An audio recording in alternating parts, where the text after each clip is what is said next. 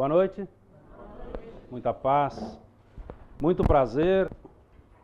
O nome todo é Jesus Samuel, aprendiz da doutrina, porque doutrina espírita não tem formados, não tem formandos, apenas espíritos decididos a amealhar conhecimento para melhorar-se.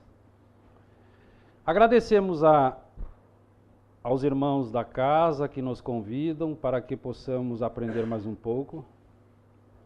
E vamos encontrar hoje um tema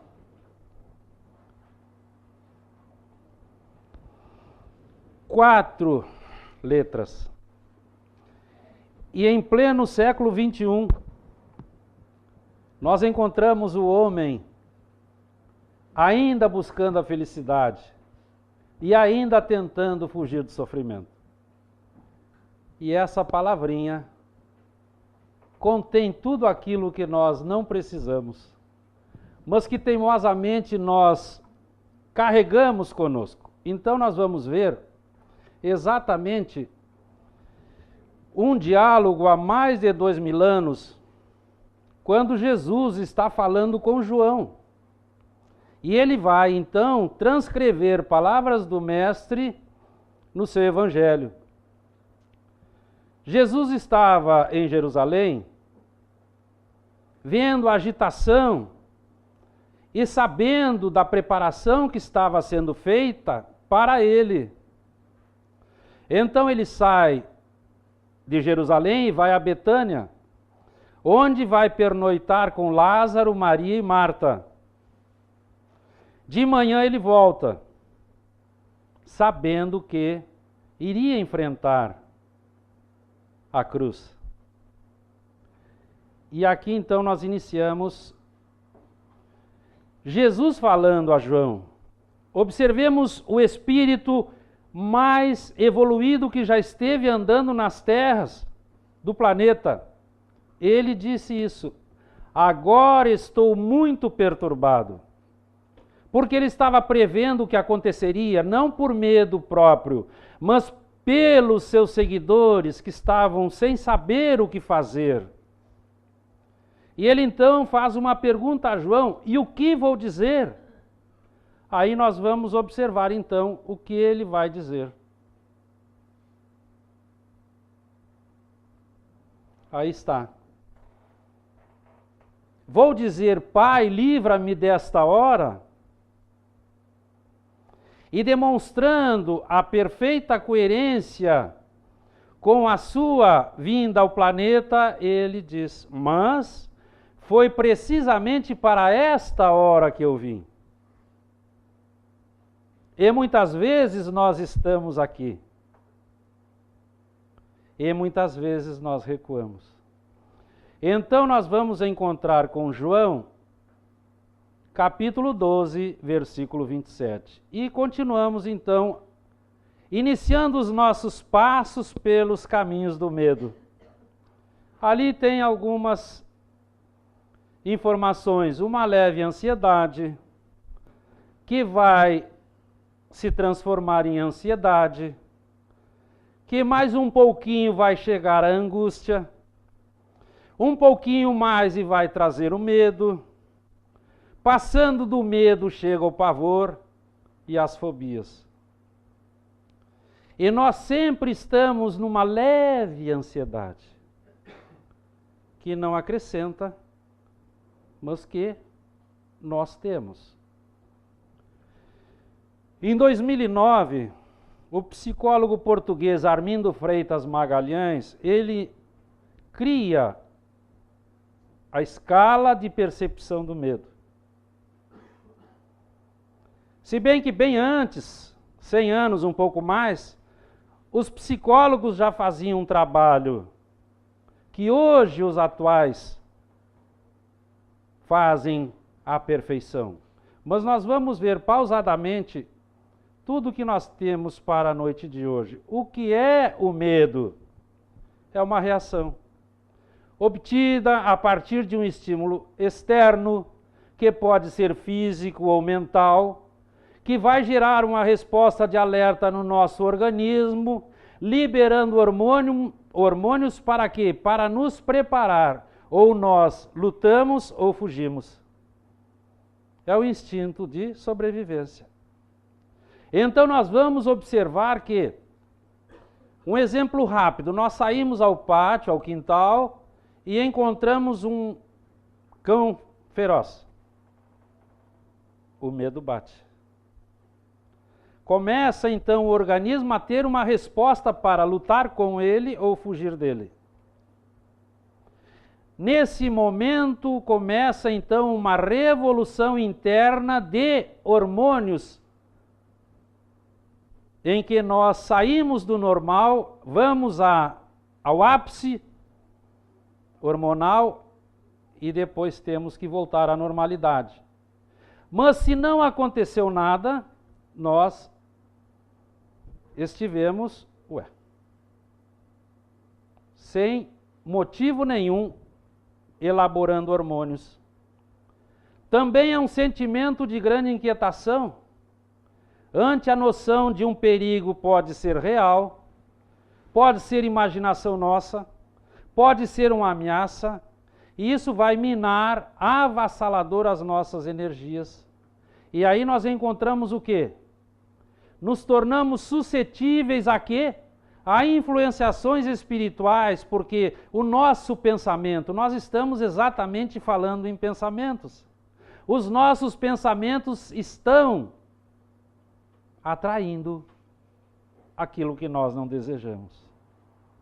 Os amigos espirituais nos dizem: o pensamento invigilante transitando por faixas inferiores da evolução, amontoando problemas sobre a nossa cabeça. Observemos então que esse sentimento de grande inquietação pode não acontecer e nós estamos sofrendo sem necessidade. Originário no espírito enfermo, observemos o termo enfermo. Então, doentes do espírito somos todos nós, em maior ou menor grau. E ele vai dizer, esse problema pode ser examinado como decorrência de 4 causas fundamentais. Vamos ver a primeira. Instinto de conservação, que evita a exposição a perigos desnecessários. Nós não atravessamos a estrada com os carros passando, porque nós vamos preservar a nossa integridade. Nós vamos observar que esse instinto, que nos torna um pouco ansiosos, de certa forma é benéfico, porque põe um limite à nossa bravura, ao nosso destemor. Mas nós precisamos compreender que quando é em demasia, não é saudável. Então vamos encontrar o segundo aspecto. Os conflitos herdados das reencarnações transatas, quando o nosso comportamento equivocado, ao arrepio da lei do amor, nos leva a agir, prejudicando. E aí nós vamos ver, vão desencadear sentimentos de culpa, porque não foram reparados. Observemos então o outro item. Sofrimentos atrozes que vivenciamos no plano espiritual quando lá estávamos, em decorrência de cobranças implacáveis. E aqui nós estamos entrando diretamente na lei de causa e efeito. Jesus já havia dito: não se colhem uvas nos espinheiros. Quando nós estávamos no mundo espiritual, nós encontramos esses sofrimentos. Por alguém que se julgava o espírito enganado anteriormente àquela etapa, ele se achando juiz e júri, ele vai à desforra e nos cobra implacavelmente. Nós vamos ver o outro momento. O desequilíbrio da educação na infância atual, com o desrespeito familiar pela personalidade em formação, criando temor, criando medo, em virtude da indiferença no trato com aqueles amados e da agressividade adotada com aqueles amados. Quem de nós já não ouviu falar sobre o velho do saco? Eu não sou tão velho, mas eu usava ouvir que existia a mula sem cabeça.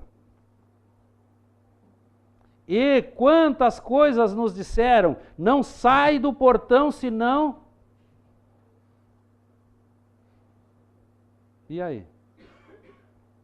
Isso vai ficando no inconsciente profundo ou passado, vai sedimentando e rompe como um vulcão. Por isso, ainda hoje, o homem procura ser feliz, mas ele é interesseiro, ele não quer sofrer. Então, ele procura ser feliz, mas sem sofrimento. E os amigos espirituais, então, nos dizem o desequilíbrio da educação na infância. E agora nós não vamos ao mérito da questão para por que isso?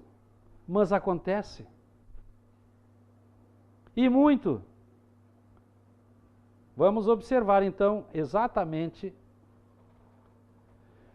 o medo produzindo aquilo que estávamos falando há pouco, aumento da pressão arterial, a aceleração cardíaca, respiração ofegante, os pensamentos todos desalinhados. Aí nós vamos ver por que nos prejudica. Aumento da adrenalina. Ocorre o bloqueio da insulina no pâncreas e consequente aumento da glicose no sangue, surgindo o diabetes tipo 2. A melhor idade tem muito diabetes tipo 2 pelo estresse, entre outras causas. Então nós vamos observar que o aumento da adrenalina, também o aumento do cortisol, vai ocorrer baixa do sistema imunológico, surgindo tumores. A medicina hoje comprova. Grande parte das tumorações tem geração no pensamento. Tanto que a pessoa vai ao hospital, constata a tumoração, retira, depois o médico conversa. Ele não precisa ser espírita, espiritualista ou de outra crença. Ele simplesmente informa. Nós retiramos o tumor, esse não volta mais. Mas mude o pensamento, mude a vida, mude isso, mude aquilo, porque poderá ter uma recidiva. E nós vamos observar que isso acontece. Também temos outra informação importantíssima. O aumento dos fatores de coagulação do sangue, surgindo tromboses, infartos e AVC. E nós sabemos desses fatos. Nós conhecemos pessoas que passam por isso. Nós até podemos ter pessoas na nossa família que têm isso. Então a ciência é observação e experimentação. Se nós usássemos bem a inteligência, nós observando que o outro está indo mal e não querendo mal para nós, nós não faríamos a mesma coisa. Mas infelizmente, nós ainda aprendemos muito mais pela repetição dos erros do que pelo bom uso do pensamento, da inteligência, que nós somos imbatíveis, fazendo coisas que não são salutares. Então vamos encontrar exatamente a medicina hoje. Reconhece os efeitos da mente sobre o corpo, reconhece o papel das emoções e dos sentimentos e a sua repercussão geral. Quando a medicina retirou dos templos a oração, o passe, e levou para as universidades do mundo todo e para os hospitais, hoje nós temos a comprovação na prática das melhoras que acontecem. Então nós precisamos compreender exatamente que nós espíritos imortais viajantes pela eternidade, pela vibração negativa que produzimos pelo medo, desestruturamos o nosso corpo perispiritual, desajustamos em consequência o nosso corpo físico e encontramos a doença. É uma informação profunda e exatamente acontece isso. Nós vamos buscar, porque o espírito pensa o que quer, o espírito age como quer. Pela lei de causa e efeito, ele vai recolher da vida, porque as leis da vida são inexoráveis, aquilo que o seu pensamento e os seus atos plantaram. Então nós precisamos compreender exatamente que nós somos, em todos os momentos onde estivermos passando, o autor e o responsável ao mesmo tempo por tudo que diga respeito à nossa área de atuação. Não tem mais como nós terceirizarmos as problemáticas que surgem. Eu faço isso porque me fazem isso, eu sou assim porque me deixaram assim. Não. Nós somos porque ainda gostamos de ser. E a doutrina de luz, ela nos clarifica o pensamento, mostrando-nos que somos uma dualidade de sombra e luz. E que muitas vezes nós nos deixamos sufocar pela sombra. E quando o mestre, no início do Sermão da Montanha, ele pede, vós sois luz, ele está dizendo que nós precisamos aprimorar-nos espiritualmente para que a luz que nós temos comece a brilhar em definitivo, expulsando as sombras que carregamos. E é isso que os amigos espirituais nos pedem, porque eles não nos obrigam a que façamos. E aí nós vamos ver uma pequena coletânea de medos. Pode parecer muito infantil. Medo de doença, de escuro, de ficar sozinho, de avião, de falar em público, de dizer não. A pessoa está vendo que está sendo enganada e não tem coragem de dizer basta. De ficar impotente, isso aí é uma catástrofe. Que nós não assimilamos e não aceitamos que nós já fomos jovens, belos, faceiros, valentes e vigorosos, que já passamos por essa etapa e agora estamos na melhor idade. E a melhor idade, então, nós estamos nos preparando para voltar para casa. E ainda com essa informação, nós queremos ficar na terra, densificando o nosso corpo perispiritual, ad eterno, embora não haja mais condições para o corpo físico. Vamos observar medo da morte, medo de elevador, de ser enterrado vivo, de que algo ruim está para acontecer. Olha, até isso a gente pensa. Hoje vai me acontecer uma coisa que não é boa. Como é que saiu essa informação? De ter pesadelos ao dormir. Certa vez, rápido, abrindo e fechando parênteses, nos procuraram e disseram assim: eu já nem quero mais dormir de tanto que eu tenho medo. Por quê? Porque eu só tenho pesadelos pavorosos. Como é que é o seu dia? De manhã levanto cedo, escuto o noticiário, vejo as notícias, compro o jornal para ver se tem algum parente ou conhecido ali naquelas notícias. Meio-dia, depois do almoço, eu escuto o noticiário. De noite, a janta leve, para não fazer mal, eu escuto o noticiário, aí vou dormir. Vai dormir acompanhado de quem? Por isso não pode dormir. Porque nós somos o que pensamos. Então, de insetos, de hospitais, e o etc., a medicina diz que são mais de 500 tipos catalogados. Tem medo para toda a população. Nós vamos então observar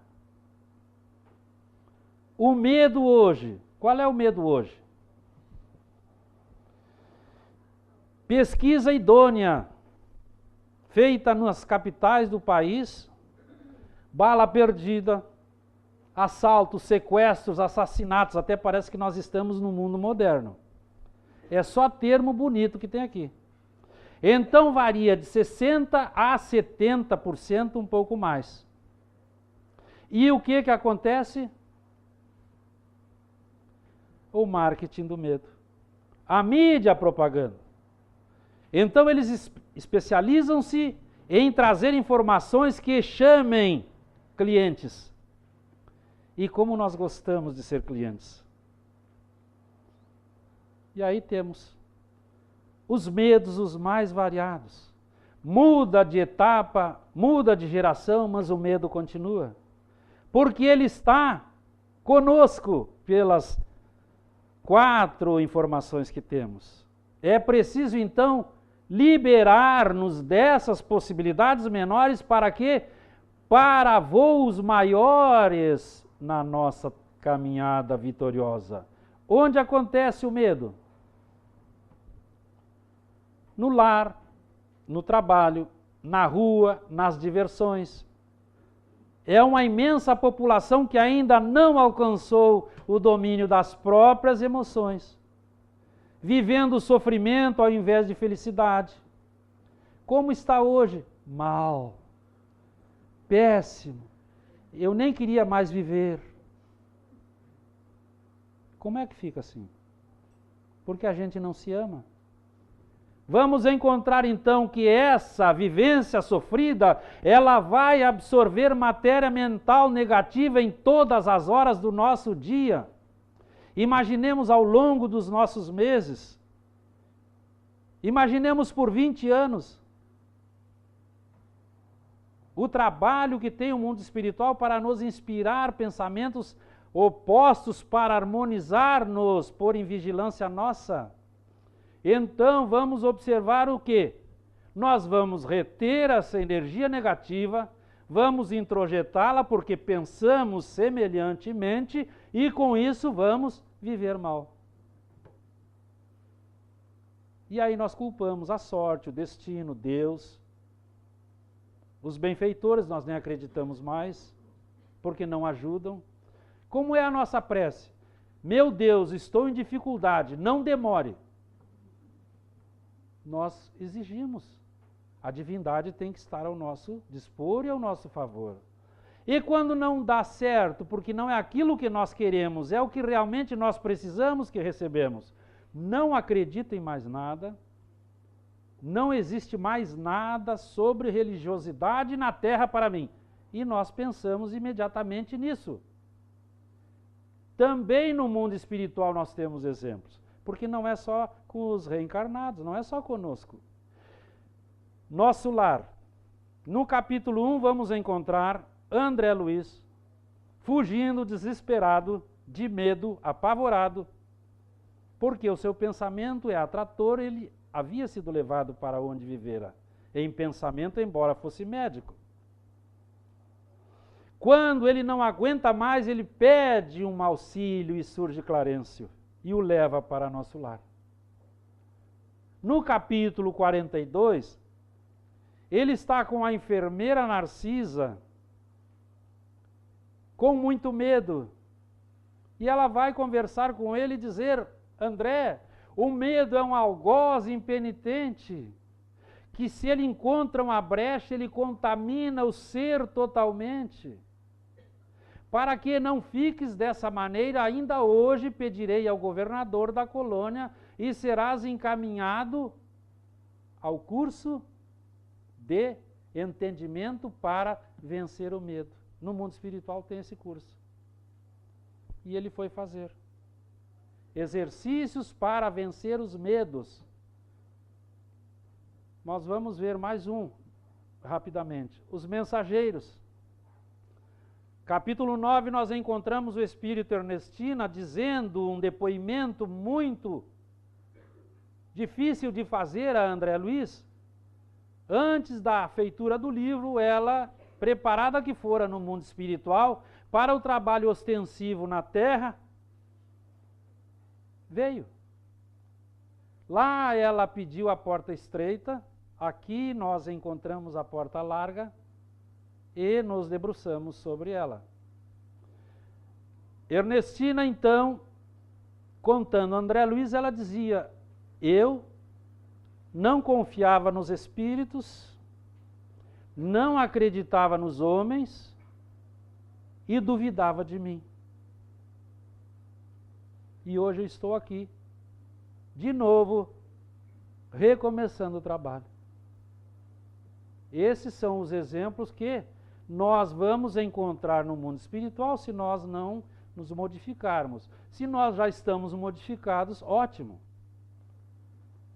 Missionários da Luz, capítulo 14, nós temos o espírito que já conhecemos a exaustão, Segismundo, quando ele diz a Alexandre que está com muito medo de reencarnar e errar de novo, porque ele vem de um fato terrível. Era Segismundo, Adelino e Raquel. Nós conhecemos essa história. E Alexandre, com muito amor, está dizendo: confie em Deus e siga em frente. Deixe os medos, porque não constrói e não acrescenta. A oportunidade de ouro está chegando. Aproveite. Nós vamos encontrar obreiros da vida eterna no capítulo 15, Dimas recém-desencarnado e sua mãe no mundo espiritual. Dimas, quando se recupera do desencarne, ele já está reclamando por medo, por uma série de coisas, e a mãe, então amorosa, como todas as mães sabem ser, apenas diz a ele: fique quieto, ore e não reclame, porque senão ele ia começar a densificar o seu corpo perispiritual e não ficaria lá. Então nós vamos observando os exemplos que estão ao nosso redor, falando para todos nós. E aqui está, ó. Os psicólogos tratam o medo pela dessensibilização sistemática. É o TCC. Terapia Cognitiva Comportamental. E nós vamos encontrar a informação. Eles ensinam a transformar os pensamentos negativos em positivos, modificando a química do organismo, melhorando a saúde. Por quê? Porque o pensamento negativo vai estimular as amígdalas cerebrais que estão no hipotálamo, que geram mais ansiedade. Agora imaginemos a nossa ansiedade 24 horas por dia, em que nós começamos a querer viver a vida de todo mundo ao nosso redor. E às vezes nos esquecemos de viver a nossa. É vero? Então nós precisamos compreender em profundidade. E nós vamos ter uma informação de um psicólogo há mais de 2000 anos, ali está. Tudo isso que os psicólogos de 100 anos para cá fazem, Jesus já dizia: vigiai, vigiai vós os vossos pensamentos. Está ali, ó. Nós não nos debruçamos sobre as frases de Jesus, mas são frases científicas que têm um aspecto maravilhoso, porque fundamenta toda a trajetória do espírito em todas as épocas. E quando ele pedia vigiai, ele nem pedia, ele ordenava: vigiai vós. É a afirmação pura, porque ele sabia, quando nós estivermos depressivos, depauperados, nós estaremos agasalhando pensamentos que não acrescentam. Certa vez ele até comentou numa de suas frases sobre a casa não cuidada, vem um grupo, se instala. Depois o dono resolve tomar conta do que é seu, retira-os, mas se esquece de conservá-la pura, volta outro grupo. Eles falavam, e Jesus nos mostra, da casa mental. Nós ficamos à sociedade, assistimos a palestra, recebemos o passe, toda essa maravilha de atendimento que o plano superior nos proporciona, mas se nós limparmos a casa mental e sairmos lá fora e voltarmos à mesma vida, novo grupo será instalado. Ou até aquele que nós temos ainda o plug espiritual estará nos esperando na esquina, porque aqui ele não entra e nos encontra ali. Como o nosso pensamento já é inclinado para ele, ele acopla naturalmente. Então nós vamos observando que tudo é conosco. A síndrome do pânico é uma disfunção fisiológica? é decorrência de obsessões? E aí então nós vamos observar esses aspectos. Síndrome do pânico confunde-se com o medo quando vem acompanhada de sensações físicas, disritmias cardíacas, suor, sufocação, colapso. Então nós confundimos. Vamos encontrar então, no distúrbio do pânico constata-se o fator genético. É uma disfunção fisiológica e necessita apoio do psiquiatra, do psicólogo, para que consiga encontrar respostas para os seus problemas mais íntimos e mais profundos que ele não consegue dissolver. Ah, mas psiquiatra é para louco. Não, louco nem pensa em ir ao psiquiatra. E nós vamos observar então exatamente a decorrência de obsessões. As transmissões telepáticas, de aterradoras imagens que se vão fixando até se tornarem cenas vivas no inconsciente atual, onde, como um livro em branco, deveria ser escrita a nossa atual reencarnação. Após isso, ela vai encontrar ressonância, vai encontrar aceitação no inconsciente passado ou profundo, produzindo confusão mental até o pânico incontrolável. Nesse inconsciente passado ou profundo, nós sabemos, existem os núcleos em potenciação. Lá nós temos virtudes, mas também temos zonas de remorso que nós projetamos e plasmamos naquele local. E por essa similitude dessas zonas de remorso, o nosso impulsionador, porque não é um adversário, é alguém que sofreu e hoje nos cobra, então ele é um impulsionador, ele vem pela amostragem das imagens que nós vamos fixando na parte mais externa da nossa aura, e como um viajante que anda pelo mundo todo, cada lugar que ele chega, ele pega a sua mala de viagem, coloca uma estampa do país que esteve. Ao longo de um tempo nós estamos como essa mala. Tudo, de certa forma, como disse Allan Kardec na codificação, se fotografa, fica impresso, porque é energia. Então nós vamos ver que nós imprimimos essa energia na nossa aura. E eles encontram, e como já estão sendo aceitos, por quê? Porque não é de fora que vem. Nós já estamos repletos disso. A tentação é apenas o plugue para aquilo que nós já queremos fazer. Então não há como engano. E aqui, para uma rápida informação, nós trouxemos os neurônios. O sentido de propagação do impulso nervoso é do neurônio para a extremidade. Aqui nós temos o corpo celular, o axônio e a sinapse química nos dendritos. Deus é tão maravilhoso que nesse axônio o sinal é elétrico. Nós já sabemos, só estamos relembrando. Quando chega no dendrito, na sinapse, é química.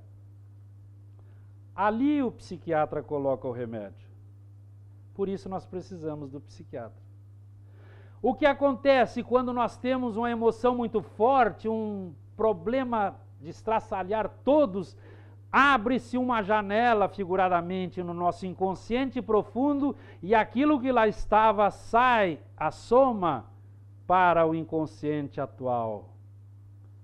O que faz esse mestre de Deus?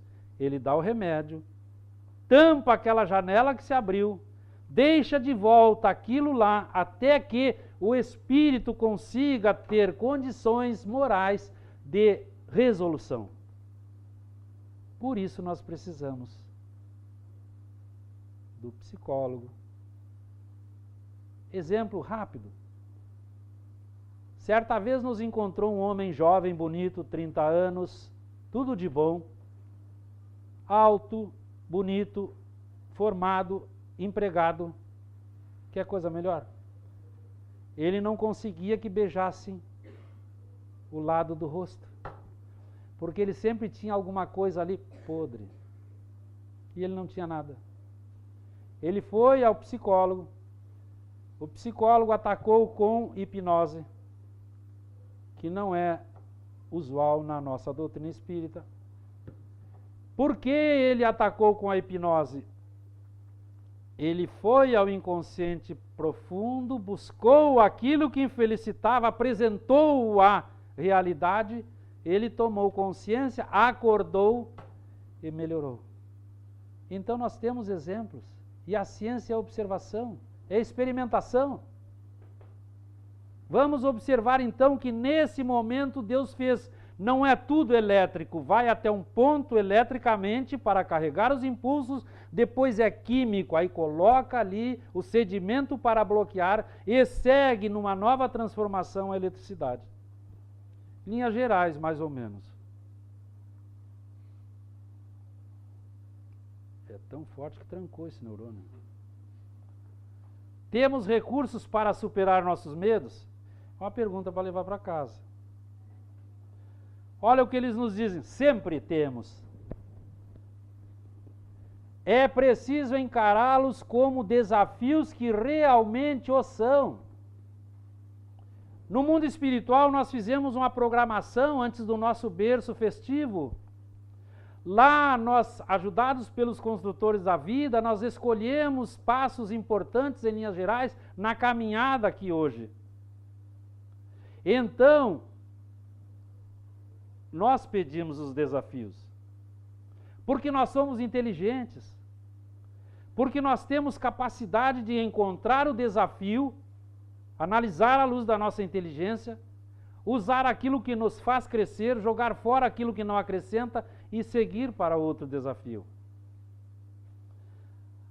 A amiga Joana de Anjos, esse espírito fantástico, ela nos diz, a cada desafio surge um novo desafio.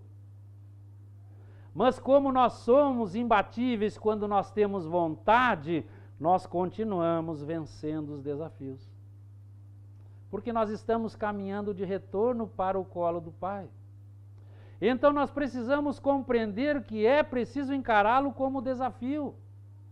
Quando nós encaramos como dificuldade, como tragédia, como obstáculo, é porque conscientemente nós pensamos isso e como nós pensamos, nem Deus põe freio no nosso pensamento. Nós decidimos que isso eu não faço, aí eu não faço, porque eu decidi que eu não faço. Então nós precisamos compreender, vamos observar os nossos desafios e agradecer a Deus a oportunidade que nós tivemos de elaborar uma planilha de trabalho na Terra para correção própria e que nós somos suficientemente inteligentes e fortes para resolvê-los. É isso que os amigos espirituais nos conclamam. Como vencer os nossos medos? Aqui tem uma lista. A prece, o autoconhecimento, muitas vezes nós não nos conhecemos, o auto-perdão, muitas vezes nós não nos desculpamos. Tem um ditado, quando eu era guri, não faz muito tempo, eu ouvia dizerem, não faz muito tempo, não se chora pelo leite derramado, já derramou, tem que limpar. Exemplo de auto-perdão, desencarna o nosso amado, a gente quer desencarnar junto. Porque eu tinha que fazer mais, eu tinha que fazer melhor, eu não fiz isso. A gente se sente culpado, se vitimiza, e aí? Nós temos que nos perdoar porque tudo que nós precisávamos fazer foi feito. Então é preciso que nós tenhamos a compreensão ampliada de que nós precisamos conhecer a doutrina espírita, não para deitar cátedra nem exibições, mas para conhecer-nos e aí vencer-nos, não vencer os outros. Os amigos espirituais nos dizem na codificação, a doutrina espírita é para os que não creem. E o que ela faz? Combate o materialismo, tornando melhor o homem, que somos nós por acaso. Então vamos encontrar o auto-perdão, mais um pouco nós encontramos o auto-amor, que muitas vezes nós nos desamamos à exaustão. Pobrezinho de mim, quem sou eu? Eu não sou nada, não sou ninguém, Deus me abandonou, ninguém gosta de mim. E essa cantilena trágica vai embora. Vamos ver mais um pouco a convicção. A certeza de que nós podemos porque agora nós queremos. O estudo, já que somos espíritas, a frequência ao centro espírita e mais um outro grupinho que temos aqui. O auxílio das doutrinas psíquicas em geral e da psicologia espírita em particular, ou quem não é espírita que tenha a sua crença digna, que use e que faça bom proveito, porque Allan Kardec, na codificação, brilhantemente como for preparado, ele pergunta aos construtores, o que pensar das outras crenças? E eles respondem, sendo voltadas ao bem, são necessárias. Ele não disse, pode descartar, deixa de lado, não dá... Não, são necessárias porque nós temos mais de 7 bilhões de espíritos reencarnados, cada um numa posição na longa escala de evolução. Antes de ser espíritas, nós fomos outros segmentos. Então temos que ter complacência com os outros que também estão muito bem, obrigado, nas outras crenças. Mas nós estamos trazendo por quê? Porque nós não podemos tolher o pensamento, porque é uma doutrina progressista de livre exame, que nós fazemos ou não. Nós vamos ver a caridade, esse amor que nós temos, trabalhando no bem do outro. Muitas vezes nós só queremos trabalhar no nosso bem, não é no bem do outro. Porque o outro é a luz que vai iluminar os nossos caminhos quando nós estivermos cruzando amanhã no mundo espiritual. Exemplo, André Luiz. Quem viu o filme? No filme é representado por um espírito.